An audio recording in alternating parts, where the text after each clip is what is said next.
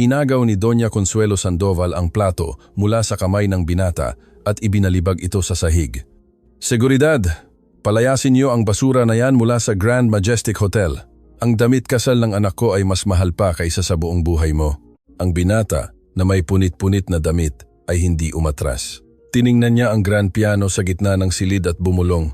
"Pakiusap, hayaan niyo lang akong tumugtog ng isang kanta. Bilang kapalit, aalis ako ng walang problema." Bumulalas ng nakakapanindig balahibong tawa si Doña Consuelo na nagpatahimik sa dian-dian bisita. "Ikaw? Tutugtog?"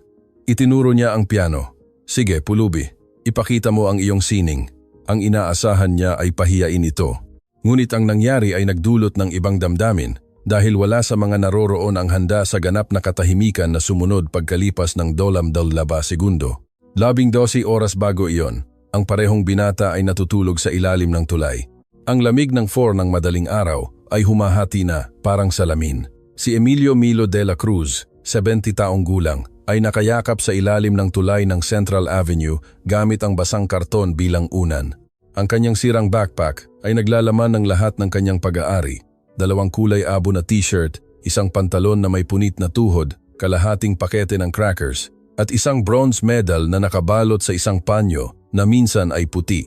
Ang medalya ay may nakaukit na pangalan, Arturo de la Cruz. Unang pwesto, National Piano Competition, 1987. Ito lang ang natira sa kanyang ama. 3 buwan na ang nakalipas, si Milo ay nakatira sa isang maliit na apartment sa Barangay Maligaya. Hindi ito marangya, ngunit may bubong, mainit na tubig, at isang upright piano na minana niya mula sa kanyang ama. Si Arturo de la Cruz ay naging isa sa pinaka-promising na pianista sa bansa sa kanyang mga taon ng kasikatan. Tumugtog siya sa mga importanteng teatro, nag-record ng 2 album na hindi kailanman sapat na nabenta at nagbigay ng pribadong leksyon sa mga anak ng mayayamang pamilya. Ngunit ang talento ay hindi palaging nagbabayad ng mga bayarin. Nang si Milo ay 8 taong gulang, nagsimulang umutang ang kanyang ama. Nang siya ay 12, nagsimulang tumawag ang mga nagpapautang. Nang maging 15 siya, natagpuan niya ang kanyang ama na tahimik na umiiyak sa harap ng piano. Isang eviction notice ang nasa nanginginig niyang mga kamay. Namatay si Arturo 6 na buwan pagkatapos. Sinabi ng doktor na atake sa puso. Alam ni Milo na hiya ang dahilan. Hindi kinaya ng kanyang ama na makita kung paano ang kanyang pangalan, na minsan ay iginagalang sa mga bilog ng musika, ay naging kasing kahulugan ng mga hindi nabayarang utang at sirang pangako. Ang libing ay simple. 3 tao ang dumalo. Si Milo, isang matandang kapitbahay na laging nagbibigay sa kanya ng pandesal, at isang lalaki na nakasuot ng traje na hindi nakilala ni Milo, ngunit nag-iwan ng sobre na may sapat na pera para sa cremation. Sa loob ng 2 taon, nabuhay si Milo sa abot ng kanyang makakaya. Naghugas siya ng pinggan sa mga restauran na nagpapatalsik sa kanya kapag nalaman ang kanyang edad. Natulog siya sa mga shelter hanggang sa isara ang mga ito dahil sa kakulangan ng pondo. Ibinenta niya ang lahat ng kanyang makakaya, ang mga album ng kanyang ama, ang mga muebles ng apartment, maging ang upright piano na pag-aari ng 3 henerasyon ng mga De La Cruz. Lahat maliban sa medalya. Hindi niya iyon kailanman ibebenta. Ngunit 3 buwan na ang nakalipas, nawalan ng pasensya ang may-ari ng apartment. Isang hapon, habang umuulan, dumating si Milo at nakita ang kanyang mga gamit sa kalsada, pinalitan ang lock. Ang unang gabi ay ginugol niya sa isang ATM booth, ang pangalawa sa terminal ng bus, ang pangatlo sa ilalim ng tulay kung saan siya ngayon nagising, na naninigas ang katawan at gutom ang tiyan. Nang umagang iyon, tulad ng lahat ng umaga, naglakad si Milo patungo sa sentro, naghahanap ng trabaho. Kahit ano ay puwede. Magbuhat ng mga kahon, maglinis ng kalsada, maghawak ng mga signboard. Sa kanyang pinakamagandang araw, sapat ang kanyang kinikita para sa isang simpleng pares at isang bote ng tubig. Sa pinakamalala, tinitingnan niya ang mga basurahan sa likod ng mga restauran. Hindi siya nahihiya. Ang gutom ay nagtanggal na ng emosyong, iyon matagal na. Malapit sa tanghali, dumaan siya sa harap ng engrandeng Grand Majestic Hotel, ang pinakamarangya sa syudad. Hindi niya kailanman nalampasan ang gintong pintuan nito, ngunit alam niya ang reputasyon nito. Dito tumutuloy ang mga politiko, negosyante, internasyonal na artista. Ang pinakamurang kwarto ay nagkakahalaga ng kayang kitain niya sa isang buong taon. Karaniwan ay magpapatuloy siya sa paglalakad, ngunit may pumigil sa kanya ang tunog ng piano. May tumutugtog ng hindi maganda sa loob. Ang mga nota ay dumarating na distorted sa pamamagang ng mga nakabukas na bintana. Ang mga ritmo ay erratic, ang mga chord ay hindi tumpak. Nakilala ni Milo ang piyesa, Claro de Luna ni Debussy. Itinuro ito ng kanyang ama sa kanya noong siya ay 9 na taong gulang. Ang unang beses ay inabot siya ng 3 linggo upang ito ay makabisado. Kung sino man ang tumutugtog sa loob ay tila inabot na ng oras nang hindi man lang natapos ang unang movement. Nang hindi nag-iisip, lumapit siya sa side entrance ng hotel. Tiningnan siya ng isang security guard na may paghamak, ngunit walang sinabi, habang si Milo ay nakamasid lamang sa salamin. Sa loob, sa main lobby, isang Steinway grand piano ang kumikinang sa ilalim ng crystal chandelier. Nakaupo sa harap nito, isang babae na halos 60 taong gulang na nakasuot ng pula ang nahihirapan sa mga key na tila mga personal na kaaway. Sa kanyang paligid, ang mga empleyado ng hotel ay nagkunwari na hindi napapansin ang mga pagkakamali habang naghahanda ng mga mesa, bulaklak, mga decorative arch. Malinaw na may isang importanteng kaganapan ngayong gabi. Nagmasid si Milo ng halos 20 minuto. Paulit-ulit na tinutugtog ng babaeng nakapula ang parehong passage ng 15 beses nang hindi ito nagagawa. Bawat pagkakamali ay lalo siyang pinagagalit. Sa huli, hinampas niya ang mga key gamit ang magkabilang palad at sumigaw ng isang bagay na hindi naabot ng pandinig ni Milo. Isang lalaki na nakasuot ng traje ang tumakbo patungo sa kanya, sinusubukang pakalmahin siya. Itinulak niya ito sa isang sampal at itinuro ang piano, na tila ito ang salarin sa kanyang kawalang kakayahan. Pagkatapos ay kinuha niya ang kanyang handbag at galit na lumabas sa isang side door. Ang piano ay naiwan ng mag-isa, kumikinang, naghihintay. Naramdaman ni Milo ang isang bagay na hindi niya naramdaman sa loob ng ilang buwan. Isang paghila sa dibdib, isang halos masakit na pisikal na pangangailangan. Ang kanyang mga daliri ay nangangati, ipinikit niya ang kanyang mga mata at sa isang segundo ay muli siyang 8 taong gulang, nakaupo sa tabi ng kanyang ama, natututo ng tamang posisyon ng mga kamay. Naalala niya ang amoy ng kape sa studio, ang paos na boses ni Arturo na nagsasabing, "Ang musika ay hindi lamang tinutugtog, anak." Kinakausap ito. Idinilat niya ang kanyang mga mata. Ang piano ay naroon pa rin. Kahanga-hanga, tahimik. Ang guard ay lumayo upang magsalita sa radyo. Ang side door ay nakabukas ng bahagya. Tiningnan ni Milo ang kanyang maruruming kamay, ang kanyang sirang mga kuko, ang kanyang damit na amoy araw na walang ligo.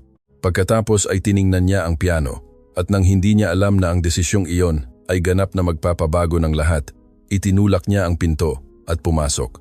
Ang lobby ng Grand Majestic Hotel ay amoy sariwang bulaklak at lumang pera.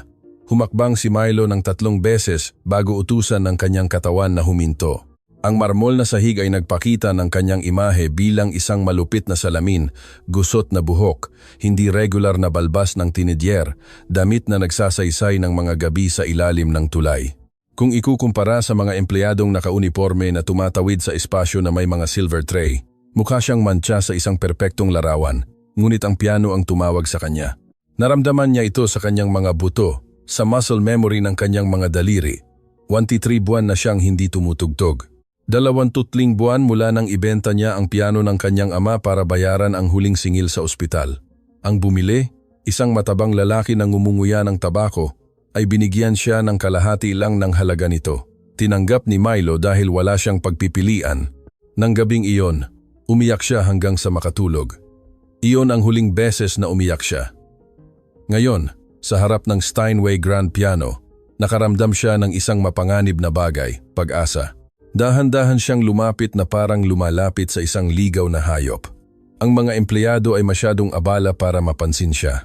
Nagdadala sila ng mga floral arrangement na puti at ginto. Inaayos ang mga silk tablecloth. Pinupunasan ang mga crystal glass na marahil ay mas mahal pa kaysa sa lahat ng damit na pag-aari ni Milo sa kanyang buhay. Isang sign malapit sa pasukan ang nag-aanunsyo ng kaganapan. Sandoval Lim Wedding, Reception, 7 p.m. Dinikit ni Milo ang gilid ng piano gamit ang kanyang mga daliri. Ang kahoy ay malamig, perpekto, walang ni isang marka. Naiisip niya kung gaano karaming kamay ang nakahawak sa mga key na iyon. Mga kamay ng sikat na concert pianist. Marahil mga kamay na alaga na may malinis na kuko na hindi kailanman naghanap ng pagkain sa mga basurahan. Umupo siya sa bench. Ang pulang velvet ay sumipsip sa bigat ng kanyang pagod na katawan. Sa isang sandali, huminga lang siya. Ipinikit niya ang kanyang mga mata at hinayaan ang kanyang mga kamay na magpahinga sa mga key nang hindi pinipindot ang mga ito. Ang katahimikan ng lobby ay tila sagrado na parang loob ng isang walang laman na simbahan. Pagkatapos ay tinugtog niya ang unang nota, isang A sharp, halos isang bulong. Ang tunog ay nag-vibrate sa kanyang dibdib na parang muling pagkikita sa isang minamahal.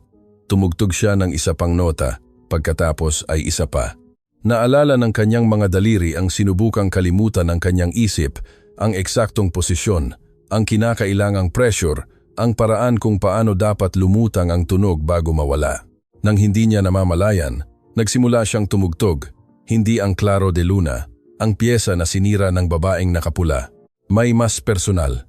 Isang komposisyon na isinulat ng kanyang ama nang ipinanganak si Milo. Wala itong opisyal na pangalan.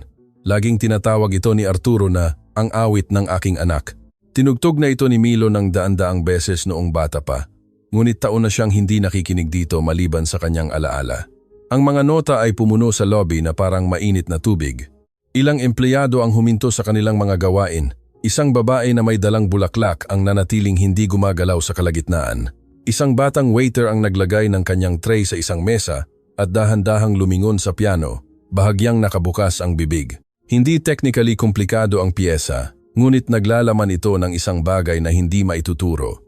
Purong emosyon na distilled sa bawat chord. Tumugtog si Milo nang nakapikit. Sa kanyang isip ay bumalik siya sa maliit na studio sa Barangay Maligaya. Ang kanyang ama ay nakaupo sa tabi niya. Ang amoy ng kape, ang ilaw ng hapon na pumapasok sa bintana. "Magaling anak," ang sabi ng ama. "Ngunit makinig ka. Huwag mong tugtugin ang mga nota, tugtugin mo ang nasa pagitan ng mga ito.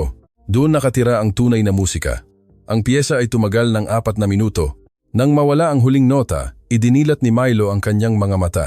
12 tao ang nakatingin sa kanya, mga empleyado na nagyelo sa iba't ibang posisyon, ang ilan ay may luha sa kanilang mga mata. Ang katahimikan ay ganap, halos walang paggalang. Nakaramdam ng bigla ang hiya si Milo. Bumangon siya mula sa bench nang napakabilis na halos matumba siya. "Paumanhin," bulong niya habang umatras. "Hindi ko dapat pumasok. Aalis na ako." Ngunit bago siya makakilos ng 2 hakbang, isang boses ang humati sa hangin na parang kutsilyo. Anong nangyayari dito? Lumitaw si Doña Consuelo Sandoval mula sa side door na parang bagyo ng stiletos at mamahaling pabango. Suot niya ang parehong pulang damit kanina. Ngunit ngayon, ang kanyang mukha ay nakakunot sa isang simangot ng galit na nangangako ng kapahamakan. Sa likod niya, 2 security guard ang lumapit na may mga mukhang bato. Nakita ni Doña Consuelo si Milo at huminto.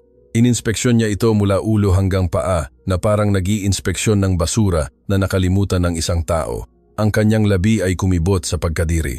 "Sino ka?" tanong niya. Bagaman ang kanyang tono ay nagpapahiwatig na hindi mahalaga ang sagot. "Senyora, ako lang tumugtog ka sa piano," putol niya. "Sa aking piano." Gamit ang mga kamay na iyan, tiningnan ni Milo ang kanyang sariling maruruming kamay. Sirang mga kuko, mga kalyo mula sa matinding paggawa. Ibinaba niya ang kanyang ulo. "Gusto ko lang." "Gusto mo lang ano?" Lumapit si Doña Consuelo sa kanya. Ang kanyang mga takong ay umalingaw-ngaw na parang mga martilyo. "Pumasok sa hotel ko, dudungisan ang aking instrumento. Dudungisan ang kasal ng aking anak." Ang mga empleyado ay nagmasid ng hindi gumagalaw. Ang ilan ay tila gustong mamagitan, ngunit ang takot kay Doña Consuelo ay malinaw na mas malaki kaysa sa anumang pagnanais ng katarungan. "Senyora," sabi ng isang mahiyain na boses. Tumutugtog po siya at napakaganda.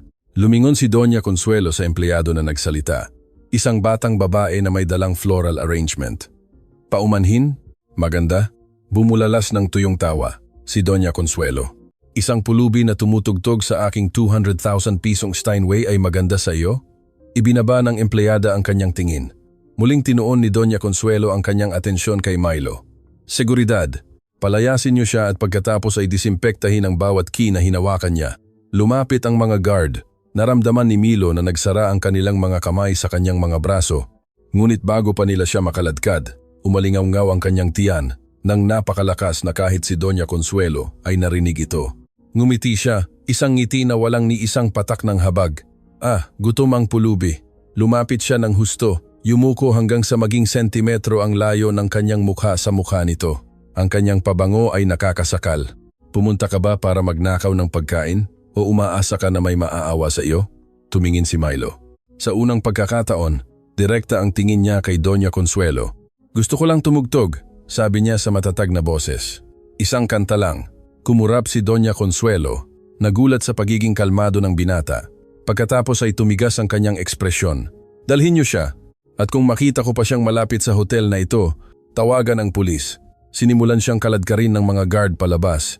Ibinato ng mga guard si Milo, palabas ng backdoor ng hotel, nang mas malakas kaysa sa kinakailangan. Bumagsak si Milo sa basang aspalto ng eskinita, nagkasugat ang kanyang mga palad sa magaspang na simento. Narinig niya ang pagsara ng pinto sa likod niya na may isang pinal na tunog ng metal. Nanatili siya doon, nakaupo sa pagitan ng mga basurahan at nakatambak na mga karton, tinitingnan ang dugo na lumalabas sa kanyang mga kamay. Hindi ito marami, nagkaroon na siya ng mas malalang sugat. Ang sumasakit ay hindi ang balat na napunit, kundi isang mas malalim na bagay, ang brutal na paalala kung ano ang kanyang lugar sa mundo. Sa loob ng 4 na minuto na tumutugtog ng piano, nakalimutan niya kung sino siya o mas tama, naaalala niya kung sino siya dati. Ang anak ni Arturo de la Cruz, isang estudyante ng National Conservatory na may promising na kinabukasan, isang binata na may tahanan, may pagkain sa mesa na may amang nagmamahal sa kanya. Ngunit ang taong iyon ay wala na. Namatay siya kasama ni Arturo, inilibing sa ilalim ng mga bundok ng utang at minanang hiya. Dahan-dahan siyang bumangon. Patuloy na kumukulo ang gutom sa kanyang tiyan. Mas matindi ngayon na naamoy niya ang pagkain ng hotel. Pinunasan niya ang kanyang mga kamay sa pantalon at nagsimulang maglakad patungo sa labasan ng eskinita. Makakahanap din siya ng kung ano. Palagi niya itong nagagawa. Ngunit pagkatapos ay nakarinig siya ng isang boses. Hoy, sandali! Lumingon siya. Sa backdoor ng hotel, na bahagyang nakabukas ngayon, ay sumilip ang mukha ng isang lalaki na nasa 50s. Nakasuot siya ng chef's uniform, malinis na puting jacket, plaid pants, isang mataas na hat na may mantsa ng sarsa. Ang kanyang ekspresyon ay pinaghalong pag-iingat at isang bagay na hindi matukoy ni Milo, curiosity, awa. Ikaw ba? Tanong ng chef. Ang tumugtog ng piano, dahan-dahan na tumango si Milo. Tumingin ang chef sa magkabilang gilid ng eskinita, tinitiyak na walang nakakakita. Pagkatapos ay bahagyang binuksan niya ang pinto at sininyasan siya. Dali, nag-aalangan si Milo. Maaari itong isang bitag. Marahil ay inutusan ni Doña Consuelo na bugbugin siya malayo sa mga kamera, ngunit nilimot ng gutom ang kanyang paghuhusga. Sinundan niya ang chef sa loob. Pumasok sila sa isang makipot na pasilyo na amoy tunay na pagkain. Roasted meat, pampalasa, bagong lutong bread. Naramdaman ni Milo na nangangatog ang kanyang mga binti. Ginabayan siya ng chef patungo sa isang maliit na opisina sa likod ng pangunahing kusina, malayo sa kaguluhan ng mga kusinero na naghahanda ng wedding dinner. Maupo ka, utos ng chef habang itinuturo ang isang plastic chair. Sumunod si Milo. Nawala ang chef sa isang side door at bumalik pagkalipas ng 1 minuto na may dalang plato na tinakpan ng cloth napkin. Inilagay niya ito sa harap ni Milo at tinanggal ang napkin na may theatrical gesture. Roasted chicken, mashed potatoes, sauteed vegetables, isang ginintuang bun na may nakikitang mantikilya. Tiningnan ni Milo ang plato na parang tumitingin sa isang mirage sa disyerto. Kumain ka, sabi ng chef, bago pa may makapansin. Hindi na kailangan ni Milo ng karagdagang instruksyon. Kumain siya gamit ang kanyang mga kamay sa simula. Nakalimutan ang lahat ng manners na itinuro ng kanyang ama. Walang sinabi ang chef. Pinanood lang niya ito na may hindi maintindihang ekspresyon habang nilalantakan ng binata ang bawat kagat na tila ito ang huli. Nang walang laman ang plato, sa wakas ay tumingin si Milo. Salamat, bulong niya. Hindi ko alam kung paano Ricardo ang pangalan ko, putol ng chef. 23 taon na akong nagluluto sa hotel na ito.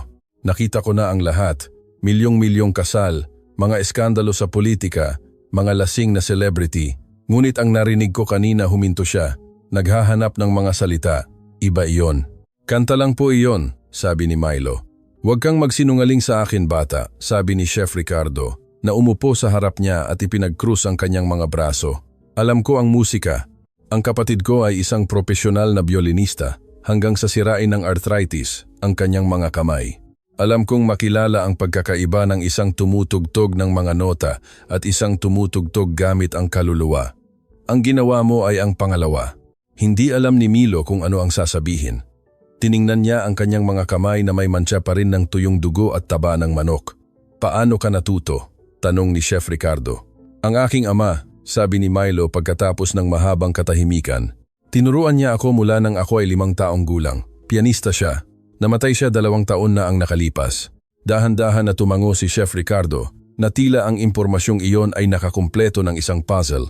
At paano ka napunta sa ganoon? Nang walang paghamak, ngunit hindi ka mukhang ipinanganak sa kalsada. Naramdaman ni Milo ang bigat ng medalya sa kanyang dibdib, nakatago sa ilalim ng kanyang maruming t-shirt. Maari siyang magsinungaling, mag-imbento ng isang hindi gaanong masakit na kwento, ngunit may isang bagay sa tingin ng chef ang nakatutok sa katotohanan. Nagkamali ang aking ama, sabi niya sa huli. Umurong siya sa mga maling tao. Nang mamatay siya, ang mga utang ay napunta sa akin. Hindi legal, ngunit hindi naiintindihan ng mga kolektor ang mga batas. Nawala ang lahat sa akin, ang apartment, ang piano, ang pagkakataon na tapusin ang aking pag-aaral. 8 buwan na akong nasa kalsada.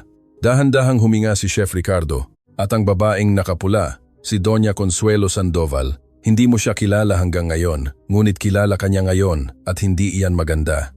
Yumuko si Chef Ricardo, binaba ang kanyang boses. Si Doña Consuelo Sandoval ay isa sa pinakamakapangyarihang tao sa syudad na ito. Ang kanyang asawa, si Don Fernando Sandoval, ay may-ari ng kalahating dosenang kumpanya. Ang kasal ngayong gabi ay para sa kanyang anak na si Valentina, na ikakasal sa anak ng isang senador. May mga bisita rito na kayang bumili ng buong bansa. Bakit mo po sa akin sinasabi ito? Tanong ni Milo. Ngumiti si Chef Ricardo sa unang pagkakataon. Dahil ang ginawa mo sa labas, ang tumugtog ng piano sa harap ng lahat. Iyon ang pinakamatapang o pinakatangang bagay na nakita ko sa loob ng maraming taon. At kailangan kong malaman kung alin sa dalawa iyon. Tiningnan ni Milo ang chef. Kailangan po, sabi niya. 23 buwan na akong hindi tumutugtog. Naramdaman ko na kung hindi ko gagawin iyon sa sandaling iyon, makakalimutan ko kung paano maging buhay. Nanatiling tahimik si Chef Ricardo sa loob ng ilang segundo. Pinoproseso ang mga salita ng binata. Sa wakas ay tumayo siya at lumakad patungo sa isang maliit na ref sa sulok ng opisina. Kumuha siya ng isang bote ng tubig at ibinato ito kay Milo, na nahuli ito sa pamamagitan ng reflex. Uminom ka, utos niya, at pakinggan mo ako ng mabuti. Dahil ang sasabihin ko sa iyo ay maaaring magpabago ng iyong gabi o ganap na sirain ito. Binuksan ni Milo ang bote at ininom ang kalahati ng hindi humihinga. Ang malamig na tubig ay bumaba sa kanyang lalamunan na parang likidong pagpapala. Nang matapos siya, tumango siya kay Chef Ricardo, nagpapahiwatig na handa na siyang makinig. Ang pianista na contracted para sa kasal ay nag-cancel 3 oras na ang nakalipas, sabi ni Chef Ricardo, ipinag-cruise ang kanyang mga braso, appendicitis. Dinala siya sa emergency room habang nag-iensayo ng repertoire.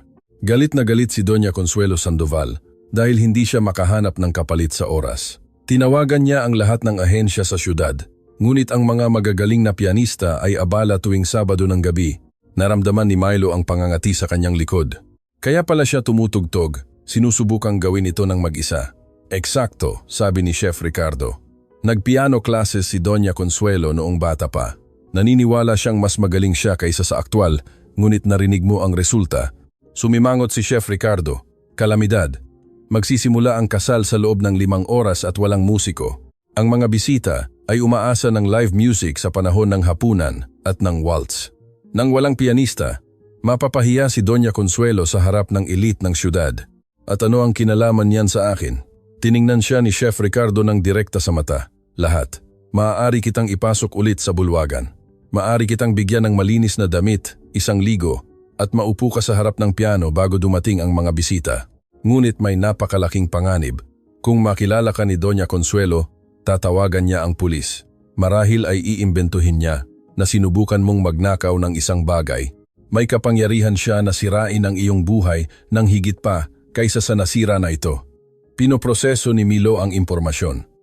Malakas ang tibok ng kanyang puso, ngunit ang kanyang isip ay kakaibang kalmado. Bakit mo po ako tutulungan? Tanong niya. Hindi mo po ako kilala.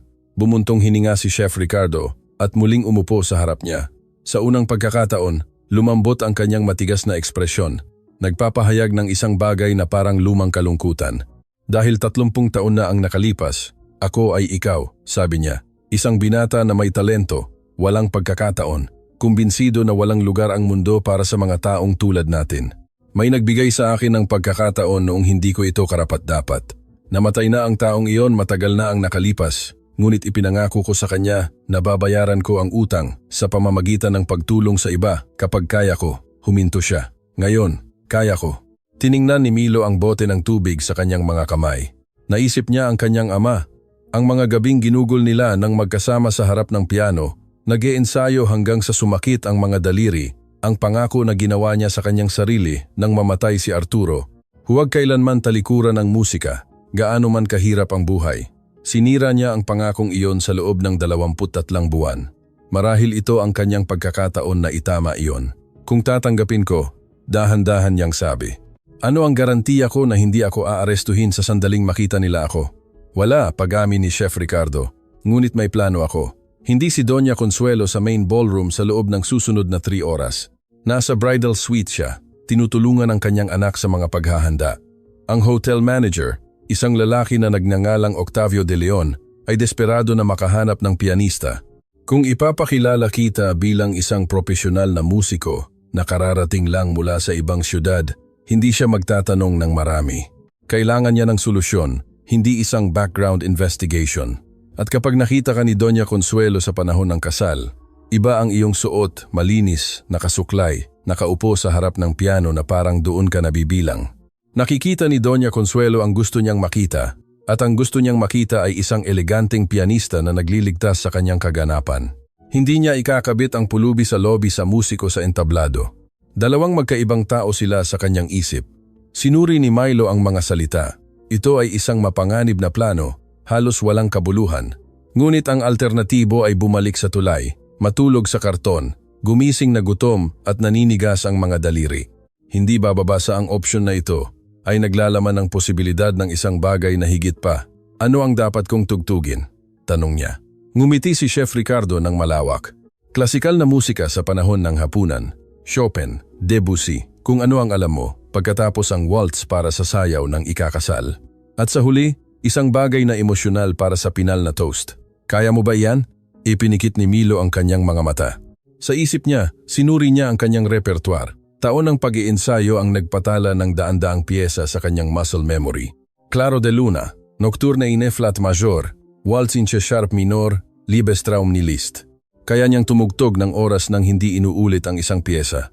Kaya ko, sabi niya nang may katiyakan. Kung gayon, sumama ka sa akin. Maikli lang ang ating oras. Ginabayan siya ni Chef Ricardo sa mga back hallway na hindi alam ni Milo na umiiral. Bumaba sila sa mga hagdanan ng service, tumawid sa isang industrial laundry kung saan ang mga nakauniporme na babae ay nagtitiklop ng mga puting kumot at sa wakas ay dumating sa isang maliit na dressing room na ginagamit ng mga lalaking tauhan ng hotel. Doon ay ibinigay ni Chef Ricardo sa kanya ang isang itim na bag. Concert clothes, paliwanag niya. Itinago namin para sa mga emergency, puting shirt, itim na pantalon, sapatos na pang-okasyon. Dapat kasya sa iyo. Mayroong shower sa dulo. May 20 minuto ka. Kinuha ni Milo ang bag at tumango. Bago siya pumasok sa banyo, lumingon siya kay Chef Ricardo. Kung magkamali ito, kung magkamali, hindi kita kilala at pumasok ka ng walang tulong ko, putol ng chef. Ngunit hindi ito magkakamali. May nagsasabi sa akin na ang gabing ito ay nakalaan para sa iyo. Hindi naniniwala si Milo sa tadhana, ngunit habang ang mainit na tubig ay tumatama sa kanyang katawan sa unang pagkakataon sa loob ng ilang linggo, hinuhugasan ang mga patong ng dumi at kawalan ng pag-asa. Gusto niyang maniwala na marahil lang, ang universo ay mayroon pa ring iniingatang sorpresa. Ang salamin ng dressing room ay nagpakita sa kanya ng isang imahe na halos hindi niya makilala. Basa ang buhok na sinuklay pabalik. Malinis ang mukha na nagbubunyag ng mga matatalim na tampok na hinasa ng gutom, puting shirt na perpektong plansado, kumukontra sa kanyang maitim na balat. Ang mga sapatos ay kalahating numero ang laki, ngunit walang makakapansin. Sa unang pagkakataon sa loob ng ilang buwan, si Emilio Milo de la Cruz ay mukhang isang taong nabibilang sa isang lugar tulad ng Grand Majestic Hotel Manila. Ininspeksyon siya ni Chef Ricardo ng may kritikal na mata. Inaayos ang collar ng shirt at pinapantay ang isang hindi nakikitang gusot sa balikat. Perpekto, sabi niya. Mukha kang tunay na musiko. Ako ay tunay na musiko, kalmado ni Milo. Ngumiti si Chef Ricardo. Alam ko iyan. Ngayon, kailangan nating kumbinsihin ang iba. Sumakay sila sa isang service elevator patungo sa unang palapag. Walang tao sa pasilyo, ngunit naririnig ni Milo ang bulong ng aktibidad mula sa main ballroom. Mga boses na nagbibigay ng utos, tunog ng mga kubyertos, ang ugong ng mga vacuum cleaner na naghahanda ng mga alpombra. Huminto si Chef Ricardo sa harap ng isang maitim na pinto ng kahoy at kumatok ng 3 beses. Tuloy, sagot ng isang naninikip na boses mula sa loob. Pumasok sila sa isang eleganteng opisina kung saan ang isang lalaki na nasa 40s ay naglalakad ng paikot-ikot habang nakikipag-usap sa telepono. Kulay abo na traje, luwag ang kurbata, ekspresyon ng isang taong inabot ng oras sa pagpatay ng sunog. Itinaas niya ang isang daliri kay Chef Ricardo na nagpapahiwatig na maghintay at ipinagpatuloy ang kanyang pag-uusap. Wala akong pakialam kung nasa ibang kasal siya. Alok mo ng doble. 3 beses. Oo, 3 beses. Isang paghinto. Paano ba't hindi sumasagot? Patuloy na subukan. Ang seremonya ay sa loob ng 4 na oras. Ibinaba niya ang telepono at bumagsak sa kanyang upuan na may buntong hininga na tila naglalaman ng linggo ng pagod. Ricardo, sabihin mo na may magandang balita ka. Tinawagan ako ni Doña Consuelo 10 minuto na ang nakalipas. Nagbabanta na idedemanda ang hotel kung hindi ako makakakuha ng pianista. Kinumpirma na ng Senador Limco ang kanyang pagdalo. Kung mabibigo ang kasal na ito, magtatapos ang aking karera ngayong gabi. Tumango si Chef Ricardo kay Milo. Octavio, ipinakikilala ko sa iyo si Emilio de la Cruz. Isang profesional na pianista, kararating lang sa syudad at available ngayong gabi. Tiningnan ni Octavio si Milo na may halong pag-asa at pagdududa. Profesional? Saan nag-aral? May references? Naramdaman ni Milo ang bigat ng kasinungalingan na nabubuo sa kanyang lalamunan. Ngunit bago pa siya makapagsalita, namagitan si Chef Ricardo. Nag-aral siya sa National Conservatory, anak ni Arturo de la Cruz. Ang pangalan ay tumama sa hangin na parang bato sa tahimik na tubig. Kumunot ang noo ni Octavio, naghahanap sa kanyang alaala, Arturo de la Cruz, ang pianista na tumugtog sa tanghalang pambansa maraming taon na ang nakalipas. Ang may financial scandal? Kumirot ang tiyan ni Milo. Nandoon na, ang anino ng kanyang ama na umaabot sa kanya maging dito. Siya nga po, matatag na sabi niya. Ama ko po siya. Namatay po siya 2 taon na ang nakalipas. Pinagmasdan siya ni Octavio sa loob ng ilang hindi matapos-tapos na segundo. Pinigilan ni Milo ang tingin ng hindi kumukurap, tumatangging ipakita ang hiya para sa isang apelyido na hindi niya pinili. Ang financial scandal ay walang kinalaman sa talento, sabi ni Octavio sa huli.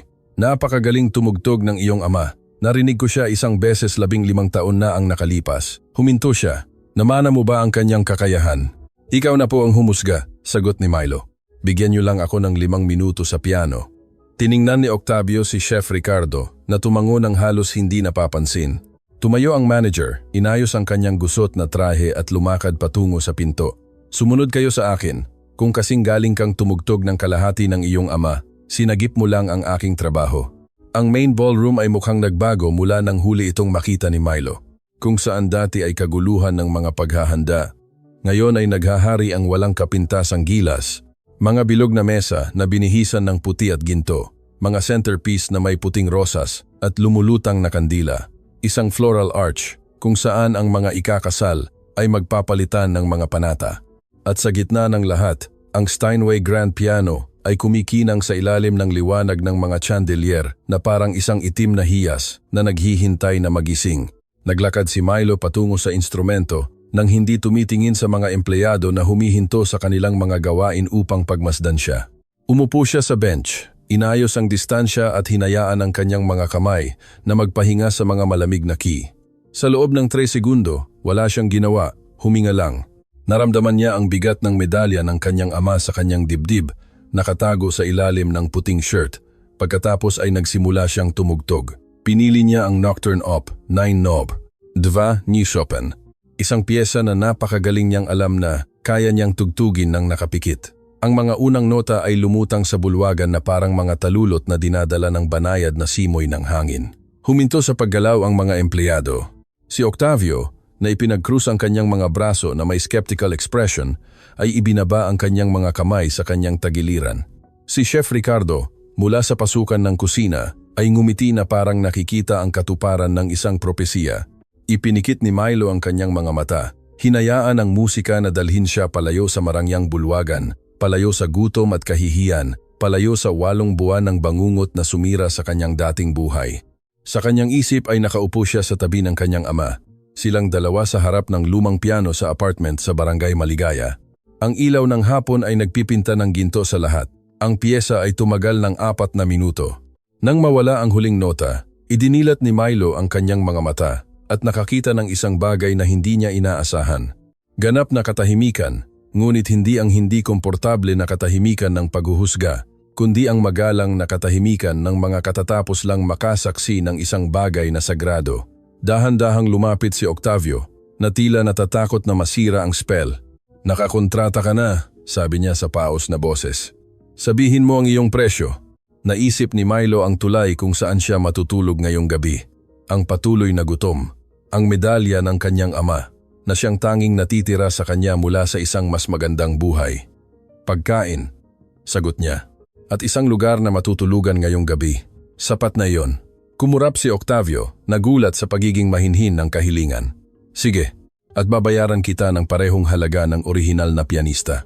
Ngunit wala sa kanila ang nakakaalam na sa itaas, sa bridal suite, si Doña Consuelo Sandoval ay kararating lang ng balita na nakahanap na sila ng kapalit at sa loob ng wala pang 3 oras, magdadala ang tadhana ng isang engkwentro na walang inaasahan. Ang sumunod na 2 oras ay lumipas na parang isang panaginip ng mga huling paghahanda. Nanatili si Milo malapit sa piano, inuulit sa isip ang repertoire habang pinapanood kung paano nagbabago ang bulwagan upang salubungin ang dulaanda a bisita. Ang mga waiter na may puting guwantes ay sinusuri ang pagkakahanay ng mga silverware. Ang mga sommelier ay nagbubukas ng mga bote ng alak na mas mahal pa kaysa sa isang buwanang upa. Ang mga florist ay inaayos ang mga talulot ng may surgical precision. Panandali ang lumitaw si Chef Ricardo upang dalhan siya ng plato ng pagkain mula sa kusina, grilled salmon na may mushroom risotto, isang putahe na hindi pa kailanman natikman ni Milo. Dahan-dahan siyang kumain, nilalasap ang bawat kagat na parang nagtatago ng mga alaala para sa mahihirap na panahon. "Kinakabahan ka?" tanong ni Chef Ricardo. "Hindi," sagot ni Milo. "At totoo iyon. Kapag tumutugtog ako, nawawala ang lahat ng iba pa. Ang mga manonood, ang lugar, ang mga problema. Ang musika lang ang umiiral. Mahusay kang tinuruan ng iyong ama," sabi ni Chef Ricardo. Tinuruan niya ako ng lahat. Tumango si Chef Ricardo at bumalik sa kusina. Natapos kumain si Milo at lumapit sa bay window na nakaharap sa hotel garden. Sa labas, bumagsak ang gabi sa syudad na parang kurtina ng blue velvet. Ang mga unang bituin ay dahan-dahang lumitaw sa pagitan ng kalat-kalat na ulap.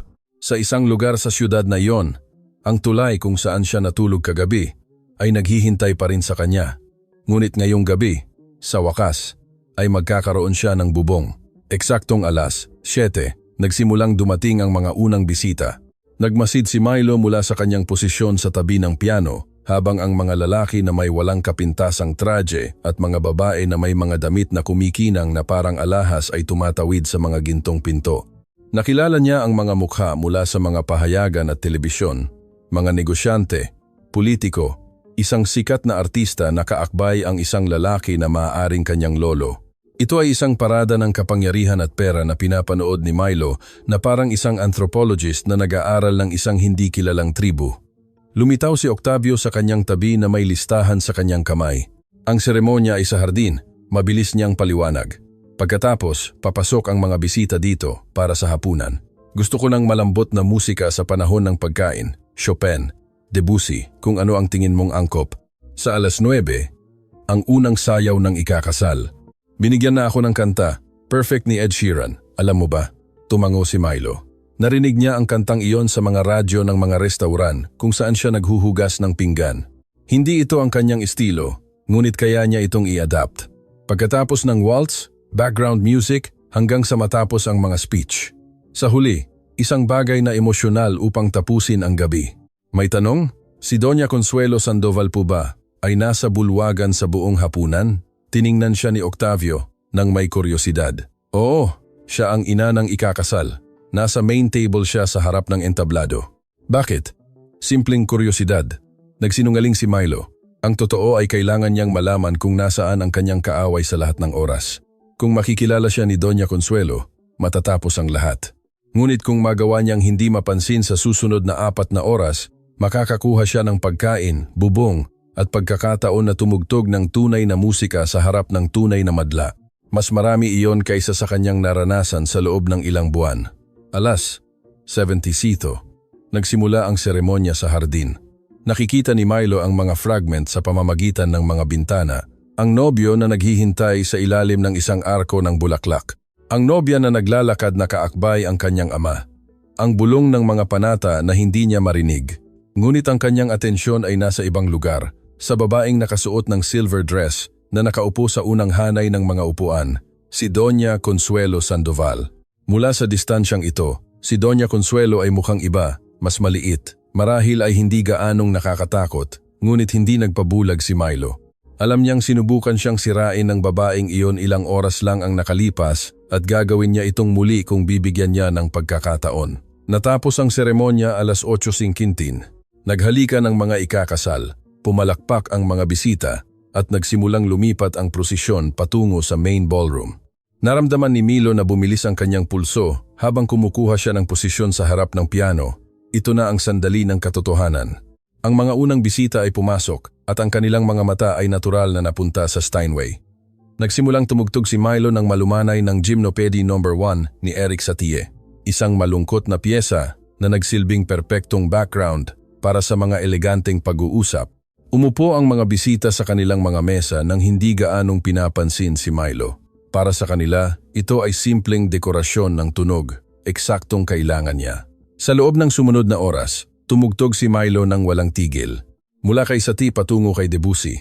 Mula kay Debussy patungo kay Chopin. Lumilikha ng isang auditory tapestry na bumabalot sa bulwagan nang hindi ito nangingibabaw. Naghahain ang mga waiter ng mga detalyadong appetizer, beef carpaccio, tuna tartare, foie gras sa toasted brioche. Ang bulong ng mga pag-uusap ay naghalo sa tunog ng mga crystal glass. Walang tila direktang nakatingin sa kanya na perpekto. Ngunit pagkatapos, sa pagitan ng isang piyesa at isa pa, tumingin siya sa main table. Pinapanood siya ni Doña Consuelo Sandoval. Nagtagpo ang kanilang mga mata sa loob ng isang bahagi ng segundo. Huminto ang puso ni Milo.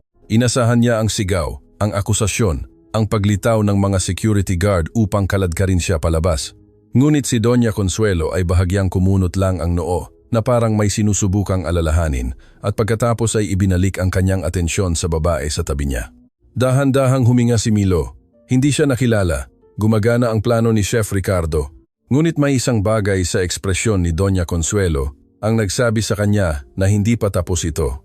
Mayroong isang butil ng pagdududa na nakatanim sa kanyang isip at ang mga butil na may sapat na oras ay laging lumilitaw. Patuloy siyang tumugtog. Ngunit ngayon bawat nota ay may dagdag na bigat ng panganib. Dumating ang main course alas 9:15. Filet mignon na may red wine reduction para sa ilan. Baked sea bass na may capers para sa iba. Binago ni Milo ang repertoire patungo sa mas dynamic na piyesa upang samahan ang mabilis na ritmo ng serbisyo. Ang kanyang mga daliri ay sumasayaw sa mga kinang pamilyar. Habang ang kanyang isip ay nanatiling alerto, binabantayan ang bawat galaw ni Doña Consuelo Sandoval. Tiningnan niya ulit si Milo ng 3 beses pa sa loob ng huling oras. Sa bawat pagkakataon, nagkunwari si Milo na abala sa musika. Nakapikit ang mga mata sa tila konsentrasyon, ngunit naramdaman niya ang tingin nito na parang banayad na paso sa balat. May pinaghihinalaan si Doña Consuelo, hindi niya alam kung ano, ngunit sinabi sa kanya ng kanyang predatory instinct na may hindi akma. Eksaktong alas 9, lumitaw si Octavio sa tabi ng piano na may naninikip na ekspresyon. Ang unang sayaw sa loob ng 5 minuto, bulong niya. Handa ka na? Tumango si Milo.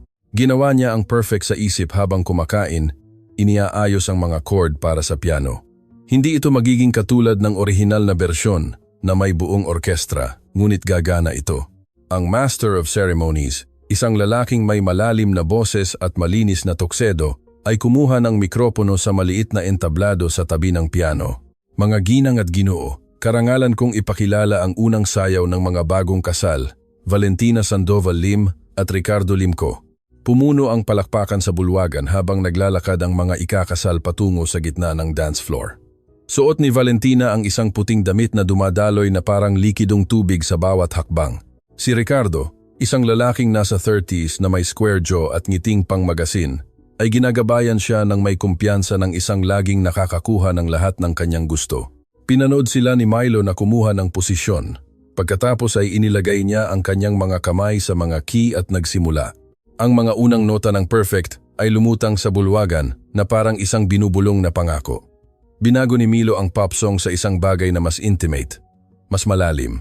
Ang mga minor chord ay nagdagdag ng kalungkutan sa optimistic na liriko. Ito ay isang bersyon na nagsasalita hindi lamang ng perpektong pag-ibig, kundi ng lahat ng isinasakripisyo upang makamit ito. Sumayaw ang mga ikakasal ng nakapikit, nawawala sa kanilang pribadong sandali habang 200 tao ang nakatingin sa kanila. Ngunit napansin ni Milo ang isang bagay. Si Valentina ay mukhang kinakabahan. Ang kanyang ngiti ay perpekto, ngunit ang kanyang mga balikat ay matigas. Sa isang pagliko, panandaliang nagtagpo ang kanilang mga mata ni Milo at nakita niya ang isang bagay na hindi inaasahan doon. Kalungkutan. Natapos ang kanta sa isang sustained chord na dahan-dahang nawala. Pumutok ang palakpakan. Hinalikan ni Ricardo si Valentina nang may theatrical gesture habang sumisigaw ng mga pagbati ang mga bisita. Ngunit patuloy na iniisip ni Milo ang tinging iyon, ang kalungkutan na nakatago sa likod ng perpektong ngiti.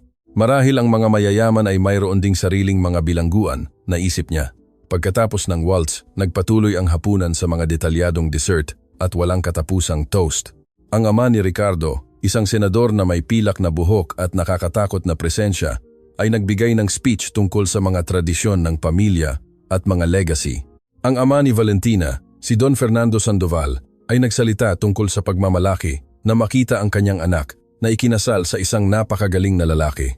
Hindi nagsalita si Doña Consuelo, ngunit ang kanyang presensya ay nangingibabaw sa main table na parang isang madilim na parola. Nagtugtog si Milo ng malambot na musika sa background habang pinoproseso ang lahat ng kanyang nakikita. Ito ay isang mundong ganap na dayuhan sa kanya. Isang mundo kung saan ang mga kasal ay mas mahal pa kaysa sa mga bahay, kung saan ang mga speech ay nagsasalita tungkol sa mga corporate merger na pinagkukunwari bilang pag-ibig, kung saan ang mga tunay na damdamin ay nakatago sa likod ng mga maskara ng perpektong ngiti. Alas, DCCC. Sa isang paghinto sa pagitan ng mga speech, may nagbago.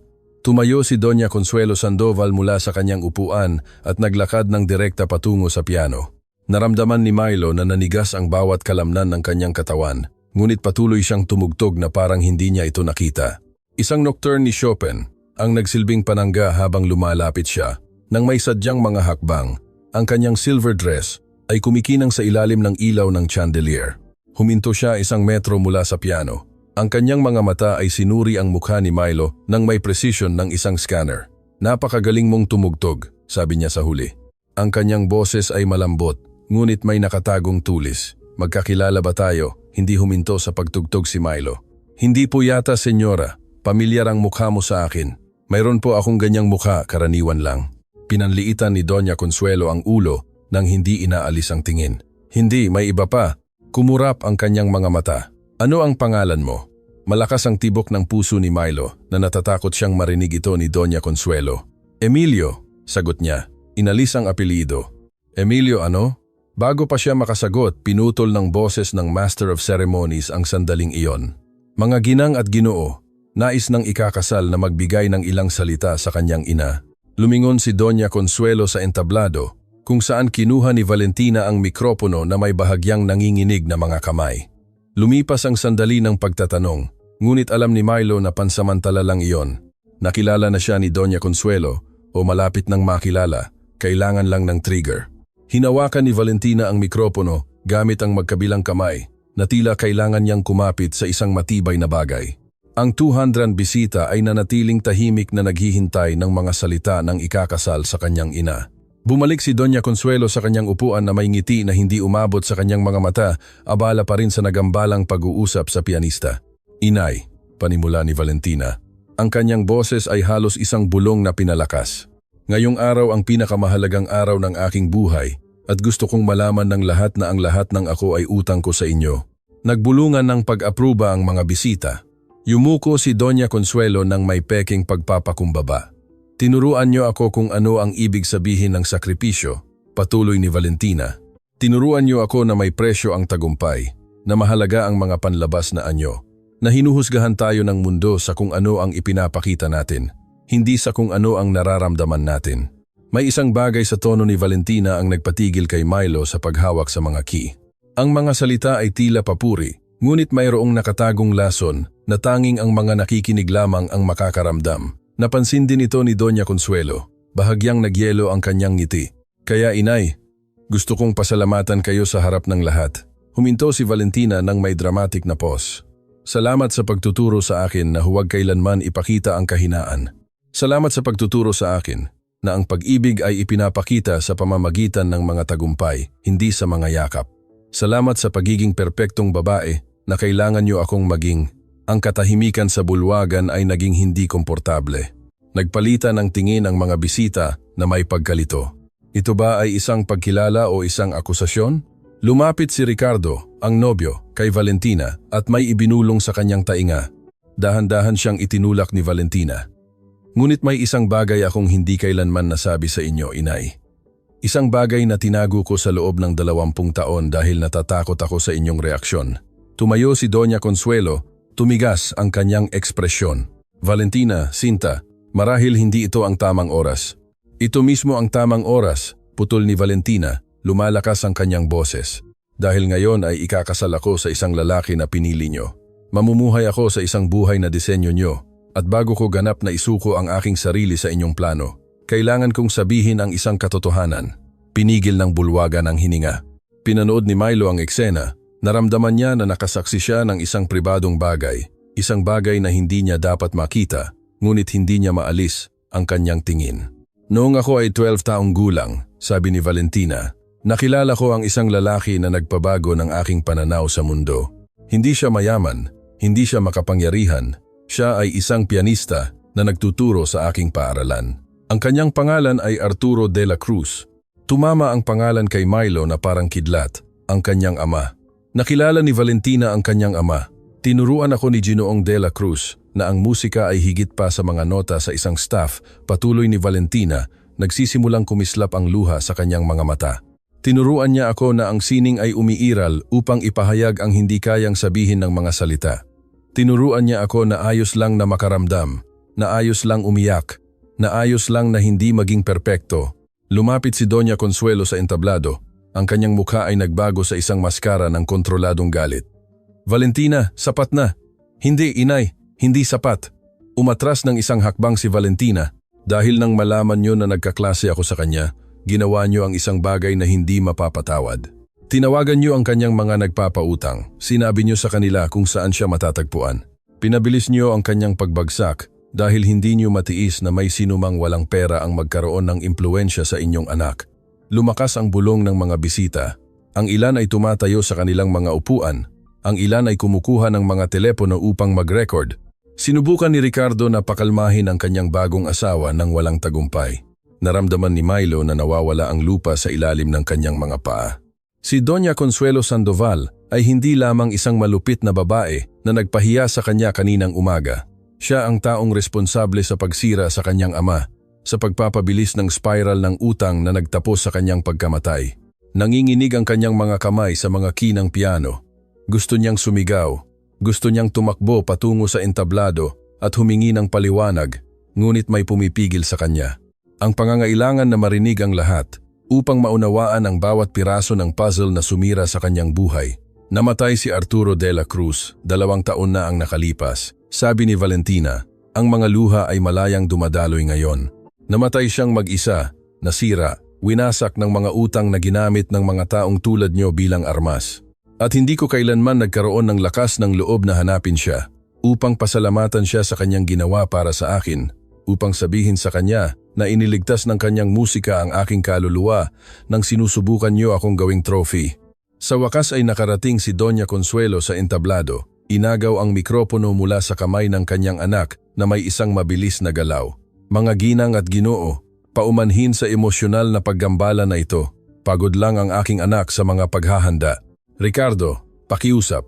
Dalhin mo siya upang magpahinga. Ngunit hindi pa tapos si Valentina. May iba pa, inay, sabi niya nang walang mikropono. Ang kanyang boses ay naririnig pa rin sa naninikip na katahimikan. May isang bagay na hindi niyo alam. Si Arturo de la Cruz ay may anak, isang anak na nagmana ng lahat ng kanyang talento. At kung sakaling matagpuan niyo siya, sana ay maalala niyo na sinira niyo ang kanyang ama. Bahagyang lumaki ang mga mata ni Doña Consuelo. Pagkatapos, na parang nagkokonekta ng mga hindi nakikitang kable, dahan-dahan siyang lumingon sa piano kay Milo. Nagtagpo ang kanilang mga tingin at, sa sandaling iyon, alam nilang dalawa na ang gabi ay nagbago ng magpakailanman. Ang katahimikan na sumunod ay napakabigat na naririnig ni Milo ang tibok ng kanyang sariling puso. Titig na titig si Doña Consuelo Sandoval sa kanya. Ang kanyang mukha ay nagdaraan sa isang nakikitang metamorphosis, pagkalito, pagkilala, at, sa huli, isang bagay na parang takot. Ikaw, bulong niya. Ngunit ang bulong ay humati sa hangin na parang sigaw. Dahan-dahang tumayo si Milo mula sa piano bench. Naramdaman niya ang mga tingin ng 200 bisita na nakatutok sa kanyang likod na parang mainit na karayom, ngunit si Doña Consuelo lamang ang kanyang nakikita, ang babaeng sumira sa kanyang ama. De la Cruz, sabi ni Doña Consuelo, lumalakas ang kanyang boses. Emilio de la Cruz, ang pulubi sa lobby. Isang bulong ang kumalat sa bulwagan. Sinimulan ng mga bisita na pagkabit-kabitin ang mga piraso. Ang speech ni Valentina, ang akusasyon tungkol kay Arturo de la Cruz, ang misteryosong pianista na kinilala ni Doña Consuelo bilang isang intruder. Si Octavio, ang hotel manager, ay lumitaw sa tabi ni Milo na may ekspresyon ng lubos na takot. Totoo ba? Bulong niya ng apurahan. Ikaw ba ang binata na pinalayas ni Doña Consuelo kaninang umaga? Hindi sumagot si Milo. Ang kanyang mga mata ay nakatutok pa rin kay Doña Consuelo habang bumababa ito mula sa entablado at lumalapit sa kanya ng may mga hakbang na umalingaw-ngaw na parang mga hatol. Guardia. Utos ni Doña Consuelo nang hindi inaalis ang tingin. Tawagan ng pulis. Ang lalaking ito ay ilegal na pumasok sa aking kaganapan. Marahil ay nagnakaw. Wala akong ninakaw, sabi ni Milo. Ang kanyang boses ay nakakagulat na matatag. Pumunta ako upang tumugtog. Tumugtog? Bumulalas ng mapait na tawa si Doña Consuelo. Isang pulubi mula sa kalsada ang pumunta upang tumugtog sa kasal ng aking anak. Ito ay isang biro. Hindi ito biro. Humakbang si Milo. Pinalayas niyo ako kaninang umaga. Tinawag niyo akong basura. Sinabi niyo na ang damit ng inyong anak ay mas mahal pa kaysa sa aking buhay. Ngunit may nagbigay sa akin ng pangalawang pagkakataon at tumugtog ako. Tumugtog ako sa loob ng 4 na oras habang kayo ay naghahapunan, nagtotoast at nagkukunwari na isang mabuting tao. Lumakas ang bulong ng mga bisita. Ang ilan ay kumukuha ng mga telepono upang i-record ang lahat. Ang ilan ay tila talagang nagulat sa takbo ng mga pangyayari. Nagliyab sa galit si Doña Consuelo. Paano ka naglakas loob na kausapin ako ng ganyan? Alam mo ba kung sino ako? Alam ko kung sino kayo. Sagot ni Milo. Kayo ang babaeng sumira sa aking ama. Ang pangalan ay lumutang sa hangin na parang isang nakabinbing akusasyon. Si Valentina, na nakawala mula kay Ricardo, ay dahan-dahang lumapit sa komprontasyon. Totoo ba? Sabi ng nobya. Ang kanyang boses ay nanginginig ngunit determinado. Inay, totoo ba ang sinasabi niya? Siya ang anak ni Arturo de la Cruz? Lumingon si Doña Consuelo sa kanyang anak nang may galit na halos hindi makontrol. Valentina, hindi ito ang iyong problema. Bumalik ka sa iyong asawa. Ganap na ito ang aking problema. Naglakad si Valentina hanggang sa makatabi niya si Milo. Dahil kung siya ang akala kong siya, sinira niyo ang tanging taong tumrato sa akin bilang isang tao at hindi bilang isang premyo. Pinanood ng mga bisita ang eksena na parang mga manonood ng isang drama na walang nagsanay. Lumapit ang Senador Limco, ama ng nobyo, na may matalim na ekspresyon. Consuelo, anong nangyayari dito? Ang iskandalong ito ay sumisira sa reputasyon ng ating mga pamilya. Itinuwid ni Doña Consuelo ang kanyang mga balikat, binawi ang bahagi ng kanyang karaniwang tikas. Ang nangyayari ay isang kriminal ang nakapasok sa ating pagdiriwang, nagpanggap na propesyonal na musiko, at ang aking anak, na malinaw na apektado ng stress ng araw, ay nagkakaroon ng emotional crisis. Wala akong anumang crisis, sabi ni Valentina. Sinasabi ko ang totoo sa unang pagkakataon sa loob ng 20 taon. Ang totoo, halos dumura si Doña Consuelo sa salita, ay walang lugar ang lalaking iyon dito. Ang kanyang ama ay isang bigo na namatay na nalunod sa mga utang at malinaw na namana niya ang parehong kawalang kakayahan na gumana sa lipunan. Naramdaman ni Milo na kumulo ang galit sa kanyang dibdib, ngunit naaalala niya ang mga salita ng kanyang ama. Ang musika ay hindi tinutugtog upang sumagot sa poot, ito ay tinutugtog upang lampasan ito. Sa halip na sumigaw, sa halip na mag-akusa, gumawa si Milo ng isang hindi inaasahang bagay. Umupo siya ulit sa harap ng piano. Anong ginagawa mo? Tanong ni Doña Consuelo. Lumayo ka sa instrumentong iyan kaagad. Hindi sumagot si Milo. Inilagay niya ang kanyang mga kamay sa mga key at nagsimulang tumugtog. Hindi siya pumili ng isang klasikal na piyesa. Sa pagkakataong ito, pinili niya ang kanta na isinulat ng kanyang ama para sa kanya nang siya ay ipinanganak. Ang kanta na walang opisyal na pangalan, ang tinatawag ni Arturo, na Ang Awit ng Aking Anak. Ang parehong melodiya na tinugtog niya kaninang umaga nang magsimula ang lahat. Ang mga nota ay pumuno sa bulwagan na parang isang pagtatapat. Bawat chord ay nagsasaysay ng kwento ng pag-ibig ng ama, ng mga hapon ng pag-iensayo, ng mga pangako na nasira ng mga puwersa na hindi kayang kontrolin ng isang bata. Nanatiling tahimik ang mga bisita. Maging si Doña Consuelo ay tumigil sa pagsasalita, paralisado ng isang bagay na hindi niya matukoy. Dahan-dahang umiyak si Valentina. Nakilala niya ang melodiya na iyon. Narinig niya ito 20 taon na ang nakalipas nang turuan siya ng isang mabait na pianista na ayos lang na hindi maging perpekto. Nang mawala ang huling nota, ganap ang katahimikan at pagkatapos ay nagsalita si Valentina. Ang kantang iyon, bulong niya, tinugtog iyan ng iyong ama para sa akin noong ako ay 12 taong gulang. Sinabi niya sa akin na isinulat niya iyan para sa kanyang anak. Para sa iyo. Ang mga salita ni Valentina ay nanatili sa hangin na parang isang sagradong revelasyon. Tiningnan siya ni Milo nang may luha sa mata. Pinoproseso ang koneksyon na natuklasan lang niya. Tinugtog ng kanyang ama ang kantang iyon para sa kanya. Ang kanyang kanta, ang melodiya na isinulat ni Arturo na nagdiriwang ng kapanganakan ng kanyang anak, ay nagsilbing pampakalma sa isang mayamang bata na desperadong kailangan makita bilang isang tao. Ang iyong ama ay isang pambihirang tao. Patuloy ni Valentina na lumalapit sa piano. Bawat linggo, sa loob ng isang buong taon, binibigyan niya ako ng libreng leksyon dahil alam niyang hindi kailanman magbabayad ang aking ina para sa isang bagay na hindi niya maipagmamalaki. Tinuruan niya akong tumugtog, oo, ngunit higit sa lahat tinuruan niya akong makaramdam. Pinanood ni Doña Consuelo ang eksena na may hindi maintindihang ekspresyon. May isang bagay sa kanyang mukha ang nabasag. Ang maskara ng perpektong kontrol ay nagpakita ng mga lamat na hindi pa nakikita ng sinumang bisita. Nang matuklasan ni inay ang mga klase, sabi ni Valentina, gumawa siya ng isang bagay na hindi mapapatawad. Tinawagan niya ang lahat ng pamilya na may utang na loob sa kanya at ipinagbawal na umarkila sa iyong ama. Nakipag-ugnayan siya sa kanyang mga nagpapautang at binigyan sila ng impormasyon tungkol sa kanyang mga ari-arian. Ginawa niyang kwestiyonin ng conservatory ang kanyang mga kredensyal. Sa loob ng 3 buwan, sistematikong sinira niya ang karera ng isang lalaki na ang tanging krimen ay ang tratuhin ako ng may kabaitan. Ang bulong ng mga bisita ay naging isang pigil na ugong. Ang ilan ay tumatayo mula sa kanilang mga mesa, ang ilan ay bumubulong ng may galit. Ang revelasyon ay napaka-specific, napaka-detalyado para imbento. Dahan-dahang tumayo si Don Fernando Sandoval, asawa ni Doña Consuelo at ama ni Valentina. Ang kanyang mukha ay nagpakita ng pinaghalong kahihiyan at galit na tila nakatutok sa maraming direksyon. Consuelo, sabi niya sa malalim ngunit naririnig na boses. Totoo ba ito? Ilang segundo bago sumagot si Doña Consuelo. Nang magawa niya ito, nawalan ng bahagi ng kanyang karaniwang tulis ang kanyang boses. Ginawa ko ang kinakailangan upang protektahan ang aking anak.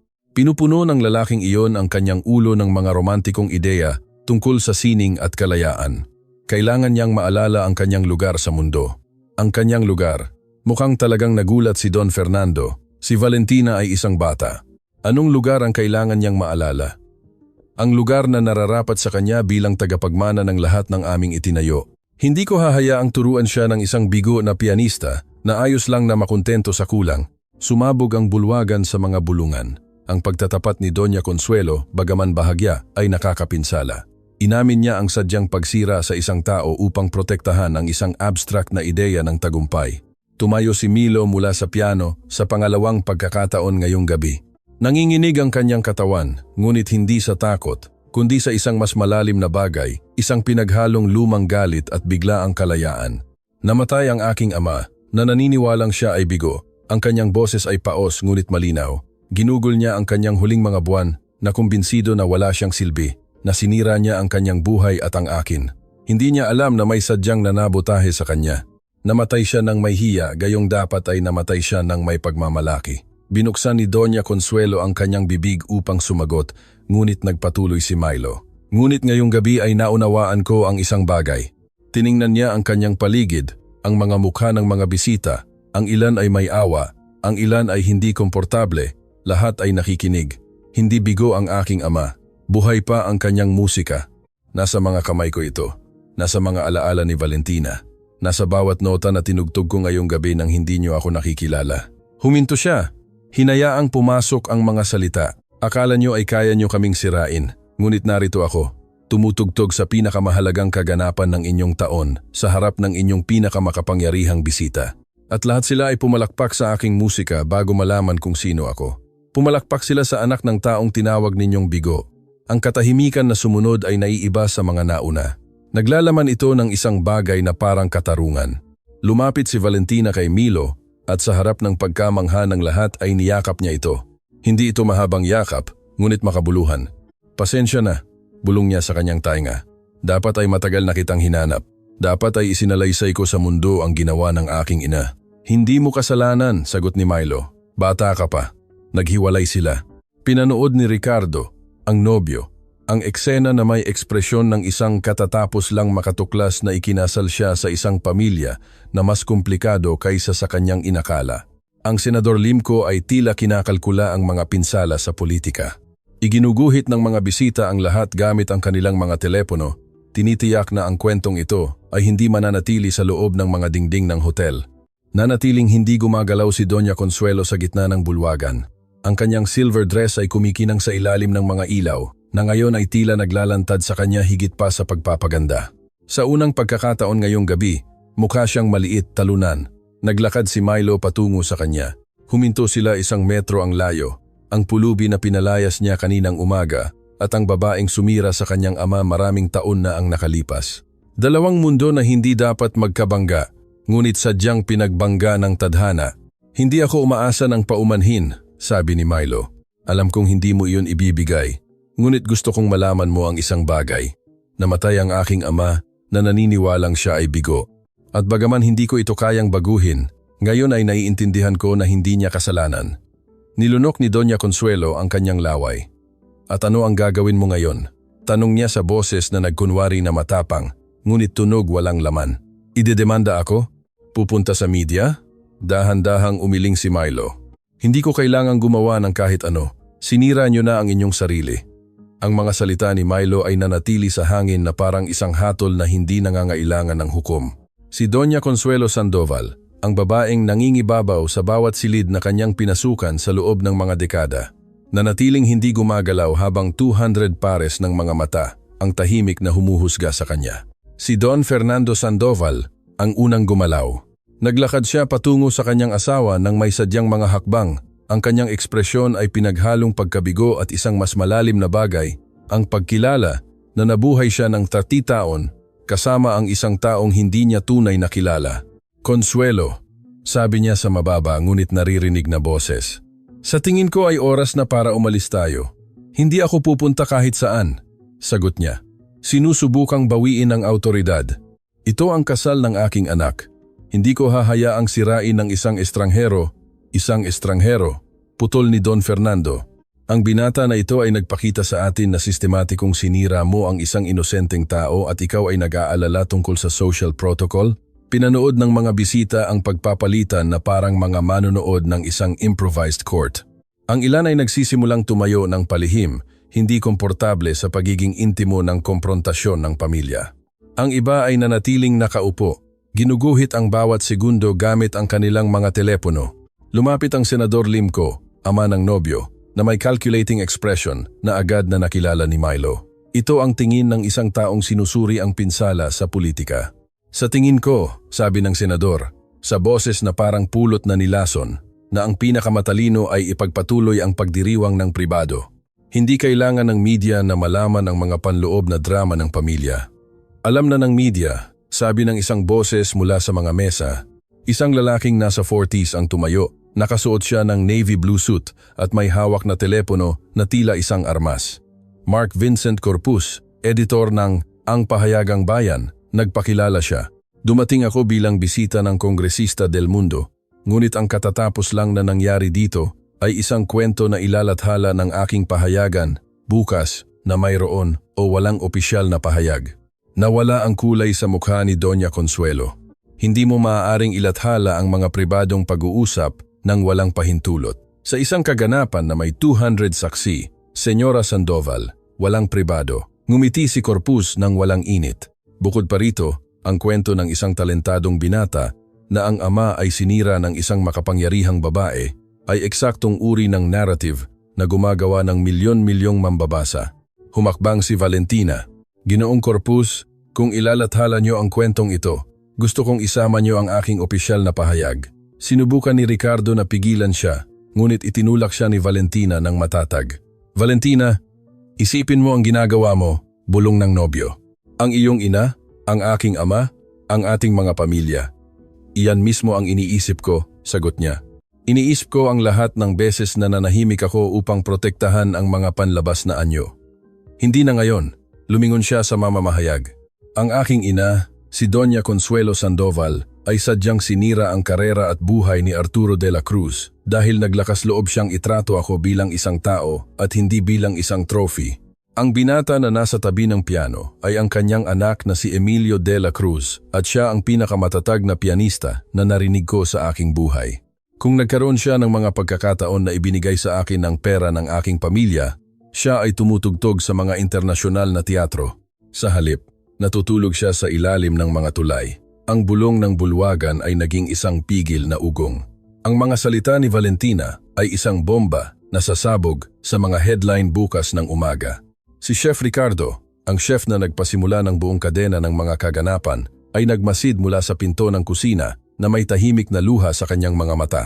Nagbigay siya ng pagkakataon sa isang hindi kilalang binata at ang pagkakataong iyon ay nagpakawala ng isang baha ng mga katotohanan na inilibing ng mga dekada.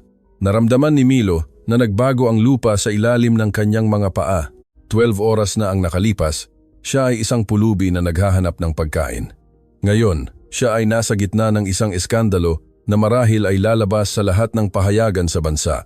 Ginoong de la Cruz, sabi ni Corpus na lumalapit na may notebook sa kamay. Gusto niyo bang magbigay ng pahayag? Tiningnan ni Milo ang mamamahayag, pagkatapos si Doña Consuelo, pagkatapos si Valentina. Sa huli, napunta ang kanyang mga mata sa piano na nagpabago sa lahat. Gusto ko lang sabihin ang isang bagay, sagot niya. Hindi namatay ang aking ama bilang isang bigo, namatay siya bilang isang guro dahil ang itinuro niya ay buhay pa rin kay Valentina, sa akin, sa bawat taong nakarinig ng kanyang musika. Kaya ni Doña Consuelo Sandoval na sirain ang kanyang karera, ngunit hindi niya kayang sirain ang kanyang legacy. Naglakad siya patungo sa piano at inilagay ang kanyang mga kamay sa mga kimuli. At ngayon, kung pahihintulutan niyo ako, tutugtog ako ng isang huling piyesa. Hindi para sa mga bisita, hindi para sa kasal, hindi para sa eskandalo. Tutugtog ako para sa aking ama, para kay Arturo de la Cruz, ang lalaking nagturo sa akin na ang musika ay mas malakas kaysa sa anumang puot, at nagsimula siyang tumugtog.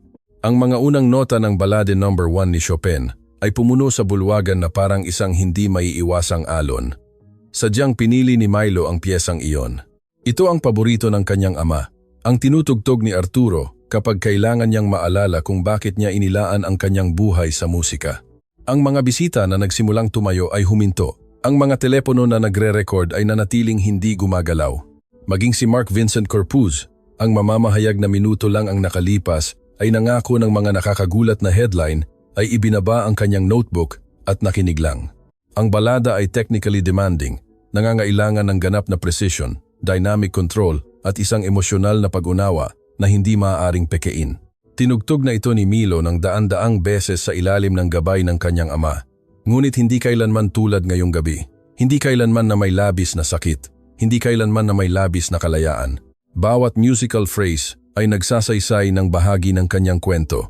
Ang mga arpedyo sa simula ay nagpapakita ng mga hapon ng pagkabata, ang amoy ng kape sa studio, ang paos na boses ni Arturo na nagsasabing, makinig sa pagitan ng mga nota, anak.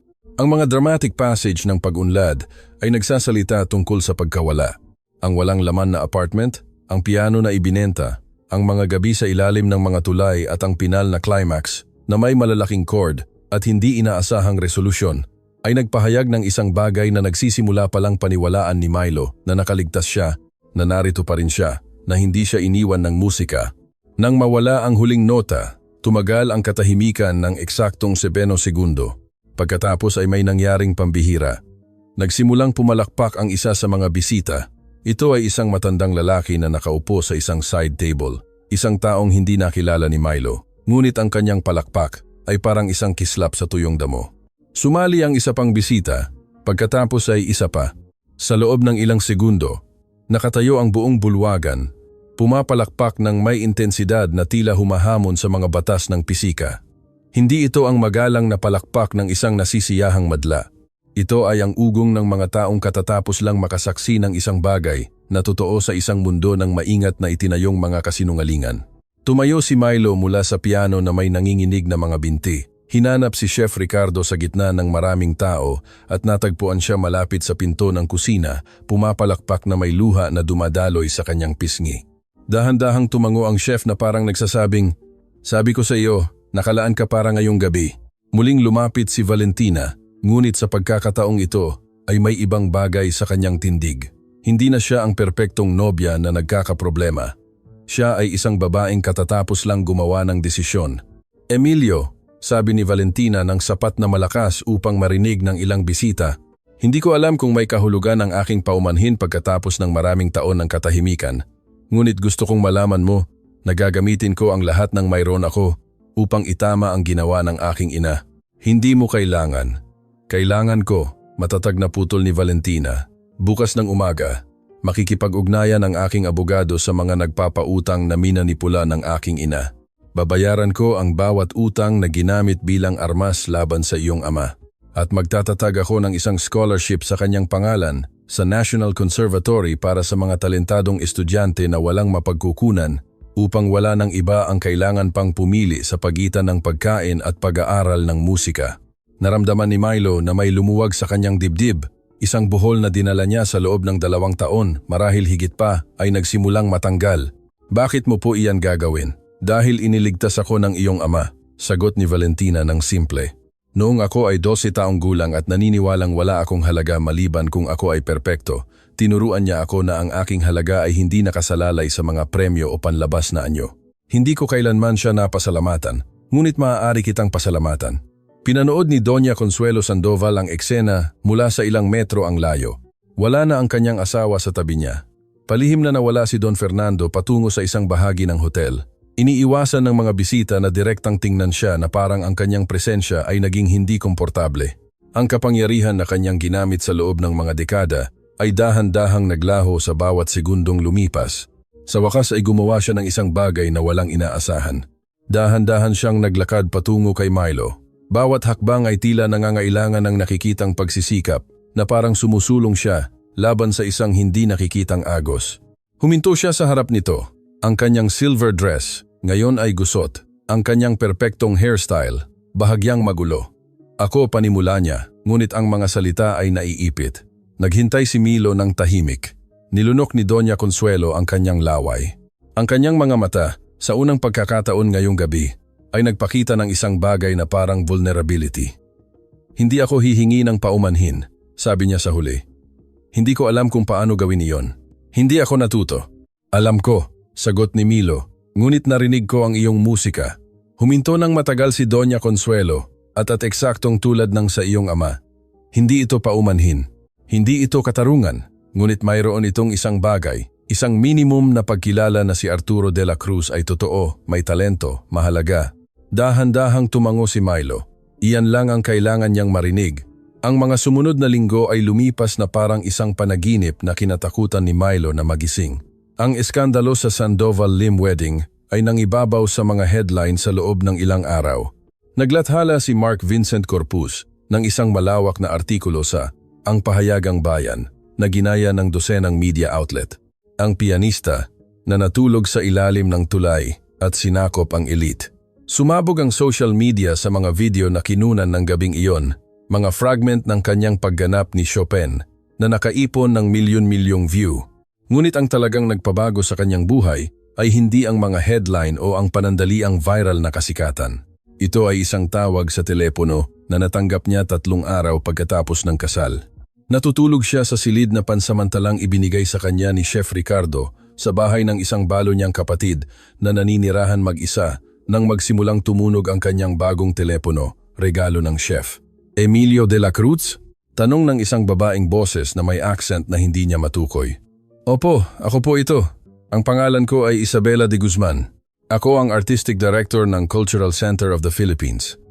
Nakita ko lang ang isang video mo na tinutugtog ang balada ni Chopin. Gusto kitang imbitahan sa isang audition para sa aming residency program para sa mga talentadong kabataan. Kailangang umupo si Milo sa gilid ng kama upang iproseso ang mga salita. Ang CCP ay isa sa mga pinaka-prestihiyosong entablado sa mundo. Ang mga pianista ay naglalaan ng mga dekada sinusubukang tumugtog doon. Senyora de Guzman, wala po akong kakayahan na maglakbay sa Maynila. Ang Cultural Center of the Philippines ang sasagot sa lahat ng gastos, sagot niya. Flight, tirahan, pagkain. Kailangan lang namin na dalhin mo ang iyong mga kamay at ang iyong talento. Mula sa nakita ko sa video na iyon, mayroon ka ng pareho, nang higit pa sa sapat. Naganap ang audition 2 linggo pagkatapos. Tumugtog si Milo sa loob ng 40 minuto sa harap ng isang panel ng 5 hurado na walang ipinakitang emosyon sa buong presentasyon. Nang matapos siya, kumbinsido siyang nabigo siya, ngunit kinabukasan ay natanggap niya ang balita. Tinanggap siya bilang Artist in Residence na may buong scholarship sa loob ng 2 taon. Kasabay nito, tinupad ni Valentina Sandoval ang bawat pangako na ginawa niya ng gabing iyon. Nagtrabaho ang kanyang mga abogado sa loob ng ilang linggo, sinusubaybayan ang mga utang na humahabol kay Arturo de la Cruz at, sa extension, kay Milo. Isa-isa ay nabayaran ng mga ito. Ang credit record na nabahiran na pumigil kay Milo na umupa ng apartment o makakuha ng formal na trabaho ay nilinis, opisyal na itinatag ang scholarship sa National Conservatory 3 buwan pagkatapos ng kasal. Simple ngunit makabuluhan ang inaugural event. Tumugtog si Milo ng kantang isinulat ng kanyang ama para sa kanya at sa pagkakataong ito, hindi niya na kailangang itago o tugtugin ito ng tahimik. Tinugtog niya ito sa harap ng mga batang estudyante na nakatingin sa kanya ng may kumikinang na mga mata, nakikita sa kanya ang patunay na ang talento ay maaaring mabuhay kahit sa pinakamalupit na kalagayan. Hindi kailanman nag-alok ng pampublikong paumanhin si Doña Consuelo Sandoval. Ang kanyang kasal kay Don Fernando Sandoval ay nakaligtas sa simulaing eskandalo, ngunit bahagya lang. Ayon sa mga tsismis na umaabot sa pandinig ni Milo sa pamamagitan ni Valentina, natutulog sila sa magkahiwalay na silid at nag-uusap lamang tungkol sa mga usaping logistic. Ang social empire na itinayo ni Doña Consuelo sa loob ng mga dekada ay dahan-dahang gumuguho. Ang mga imbitasyon na hindi na dumarating, ang mga komite na magalang na humihingi ng kanyang pagbibitiw, ang mga kaibigan sa buong buhay na biglang abala ang schedule. Hindi ito perpektong hustisya, ngunit mayroon itong isang bagay. Si Chef Ricardo, ang chef na ipinusta ang lahat para sa isang hindi kilalang binata, ay na-promote sa Executive Director of Cuisine ng Grand Majestic Hotel Manila. Si Octavio de Leon, ang manager na umarkila kay Milo ng walang tanong, ay kinilala sa kanyang pamamahala sa krisis at na-promote sa regional management ng hotel chain. At si Milo, ang binata na ilang buwan na ang nakalipas, ay natutulog sa ilalim ng tulay na may medalya bilang tanging pag-aari. Ngayon ay nag-iensayo ng 8 oras araw-araw sa isang grand piano sa isa sa pinakamagandang teatro sa mundo. Ang kanyang mga guro sa CCP ay namangha sa kanyang teknik at emosyonal na lalim. Isa sa kanila, isang matandang Ruso na nakatugtog na sa pinakaprestihiyosong orkestra sa Europa, ay sinabi sa kanya ang isang bagay na hindi kailanman makakalimutan ni Milo. May mga pianista na technically perpekto na hindi kailanman nakapagpapaluha ng sinuman at may mga pianista na imperfect na nagpapaiyak sa buong stadium. Ikaw ay nasa pangalawang uri. Hindi ito itinuturo. Ipinapanganak ka na mayroon nito o hinuhubog sa pamamagitan ng paghihirap. Pinaghihinalaan kong sa iyong kaso ay pareho. Naisip ni Milo ang kanyang ama, ang mga gabing walang katapusang pag-iensayo, ang mga leksyon na tila mahigpit ngunit puno ng pag-ibig, ang pinal na kahihiyan na kumonsumo kay Arturo mula sa loob. Tinuruan po ako ng aking ama ng lahat, sagot niya. Maging ang hindi niya alam na itinuturo niya sa akin. Dahan-dahang tumango ang Ruso. Kung gayon, parangalan mo ang kanyang alaala sa pamamagitan ng pagtugtog. Iyan lang ang hinihiling sa atin ng mga patay, na huwag nating kalimutan ang ibinigay nila sa atin. 1 taon pagkatapos ng gabing nagpabago sa lahat, si Emilio de la Cruz ay nasa dressing room ng tanghalang pambansa sa syudad kung saan siya ipinanganak. Ang parehong teatro kung saan tumugtog ang kanyang ama mga dekada na ang nakalipas bago siya bugbugin ng buhay hanggang sa maging hindi makikilala. Ang parehong entablado kung saan pinangarap ni Arturo na isang araw ay tutugtog ang kanyang anak. Ang concert ngayong gabi ay espesyal. Inanunsyo ng programa ito bilang tribute kay Arturo de la Cruz, ang musikang nakaligtas. Itutugtog ni Milo ang mga piyesa ng mga paboritong kompositor ng kanyang ama, na magtatapos sa kantang walang pangalan na isinulat ni Arturo nang siya ay ipinanganak. Ganap na nabili ang mga tiket sa teatro. 1,000 tao ang pupuno sa mga red velvet seat. Kasama sa kanila sina Valentina at Ricardo, na ang kasal ay nakakagulat na nakaligtas sa simulaing eskandalo at lumakas sa proseso. Naroon si Chef Ricardo, nakasuot ng kanyang pinakamagandang traje, proud na parang isang ama-amahan. Naroon si Isabela de Guzman, na naglakbay mula sa Maynila upang makita ang debut ng kanyang pinaka-promising na protege. At sa isang lugar sa syudad, bagaman marahil ay hindi sa teatro, naroon si Doña Consuelo Sandoval. Hindi na siya nakita ni Milo mula ng gabing iyon. Hindi niya naramdaman ang pangangailangan na gawin ito. Ang hinanakit na minsan ay nagliyab sa kanyang dibdib ay nagbago sa isang bagay na naiiba. Hindi eksaktong kapatawaran, kundi pagtanggap. Si Doña Consuelo ay kung sino siya. Ginawa niya ang kanyang ginawa at pinili ni Milo na huwag hayaan ang nakaraan na iyon na tumukoy sa kanyang kinabukasan. Tiningnan niya ang kanyang sarili sa salamin ng dressing room. Ang binata na nagpakita sa kanya ay halos hindi makilala kung ikukumpara sa nakatulog sa ilalim ng tulay. Malinis na itim na tuksedo, maingat na nakasuklay na buhok, mga kamay na hindi na nagpapakita ng sirang kuko o mga kalyo mula sa sapilitang paggawa, ngunit ang kanyang mga mata ay pareho pa rin. Mga mata na nakakita ng labis na pagdurusa at pinili na baguhin ito sa musika. Kinuha niya ang medalya ng kanyang ama mula sa panloob na bulsa ng tuksedo, ang parehong medalya na dinala niya sa kanyang pinakamalalang araw, nang ito lamang ang nagkokonekta sa kanya sa kung sino siya. Ngayon ay mayroon itong eleganteng case, ngunit nanatili itong parehong bagay, worn-out bronze, ang pangalan ni Arturo de la Cruz, nakaukit sa mga titik na pinalambot ng panahon. Dumating na ang oras mo, ama, bulong niya. Sa wakas ay dumating na. Isang katok sa pinto ang nagbalik sa kanya sa kasalukuyan. 5 minuto, Ginoong de la Cruz, anunsyo ng isang boses mula sa labas. Huminga ng malalim si Milo, ibinalik ang medalya at naglakad patungo sa entablado. Ang mga ilaw ng teatro ay mas maliwanag kaysa sa kanyang naaalala. Ang madla, isang madilim na masa sa likod ng mga spotlight, ay nanatili sa isang mapanuring katahimikan. Naglakad si Milo patungo sa grand piano na naghihintay sa gitna ng entablado. Ang kanyang mga hakbang ay umalingaw-ngaw sa pinakintab na kahoy. Umupo siya, inayos ang bench, hinayaan ang kanyang mga kamay na magpahinga sa mga key nang hindi pinipindot ang mga ito. Naisip niya ang lahat ng gabi na tumugtog siya ng tahimik. Naiisip ang mga piano na hindi umiiral. Naisip niya ang Steinway ng hotel kung saan nagsimula ang lahat.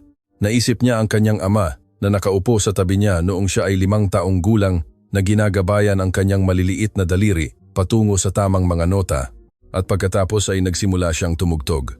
Ang mga unang nota ng kanta ng kanyang ama ay pumuno sa teatro na parang isang pagsikat ng araw. Hindi ito isang technically impressive na piyesa. Kayang tugtugin ito ng sinumang advanced student, ngunit naglalaman ito ng isang bagay na hindi maituturo. Pag-ibig na distilled sa tunog, mga alaala na naging melodiya, isang pag-uusap sa pagitan ng ama at anak na lumalampas sa kamatayan. Sa ikatlong hilera, tahimik na umiiyak si Valentina habang hawak ni Ricardo ang kanyang kamay. Sa ikalimang hilera, pinupunasan ni Chef Ricardo ang mga luha na hindi niya sinubukang itago. Sa isang lugar sa teatro, ang mga taong hindi kailanman nakilala si Arturo de la Cruz ay nakakaramdam ng isang hindi maipaliwanag na bagay, ang presensya ng isang lalaki na nagmahal sa musika, nang higit pa sa kanyang sariling kaginhawaan, na nagturo sa kanyang anak hindi lamang upang tumugtog ng mga nota, kundi upang maramdaman ang mga ito na namatay. Naniniwalang siya ay isang bigo nang hindi nalalaman na ang kanyang legacy ay mabubuhay sa pinakamagandang paraan na posible. Natapos ang kanta sa isang sustained chord na tila tumagal ng walang hanggan. Nang itinaas ni Milo ang kanyang mga kamay mula sa mga key, ganap ang katahimikan sa loob ng 3 segundo. Pagkatapos, sumabog ang teatro sa palakpakan na yumanig sa mga sentenaryong dingding. Dahan-dahang tumayo si Milo, tumingin sa kisame ng teatro na tila nakikita niya ito ng higit pa patungo sa kung saan man nanonood ang kanyang ama. Nagtagumpay tayo, ama. Bulong niya ang mga salita na nawala sa ugong ng palakpakan. Sa wakas ay nagtagumpay tayo. At sa sandaling iyon na may 1,000 tao na nakatayo na pumapalakpak sa kanya, naunawaan ni Emilio de la Cruz ang isang bagay na laging alam ng kanyang ama. Ang musika ay hindi tinutugtog upang manalo ng palakpakan o upang ipakita ang talento.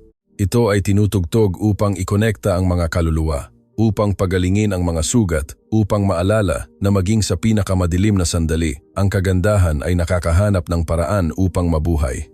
Sa entablado, sa ilalim ng mga ilaw ng tanghalang pambansa, ipinakita ng anak ng nakalimutang pianista na ang ilang mga legacy ay imposible sirain.